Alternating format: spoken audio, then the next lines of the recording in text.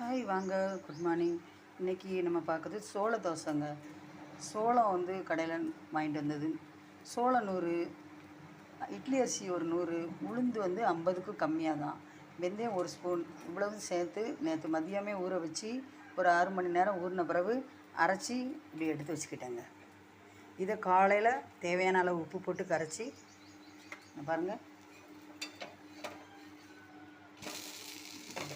அதே நல்லா செவக்க வந்துடுது. அப்புறம் இதுக்கு தேவையானது வந்து ஒரு சின்ன வெங்காய சட்னி. சின்ன வெங்காயம் 10, மிளகா வத்தல் 5, பூடு 4 பல், தேவையான அளவு உப்பு, அவ்வளோதாங்க. இதை பச்சையிலே அப்படியே அரைச்சி எடுத்துட வேண்டியது தான். மிக்ஸி ஜாரில் போட்டு அரைச்சி நான் எடுத்து வச்சுக்கிட்டேன். இது கொஞ்சம் உரப்பு அதிகமாக இருக்கிறதுனால இதுக்கு ஒரு தாளிப்பு 2 ஸ்பூன் கடலெண்ணெய் ஊற்றி கடுகு உளுந்தம் பருப்பு அப்புறம் கறிவேப்பிலை இவ்வளோதான் போட்டு தாளித்து தான் வச்சுருக்கேன். பாருங்கள், இது கொஞ்சம் கலராக இருக்கிறதுக்காண்டி காஷ்மீரி வத்தல் போட்டிருக்கேன். தோசை பார்த்துக்கிட்டிங்களா? நீங்களும் இதே மாதிரி ட்ரை பண்ணி பாருங்கள். பிடிச்சிருந்தா லைக் பண்ணுங்கள், மறக்காமல் சப்ஸ்கிரைப் பண்ணுங்கள். தேங்க்யூ.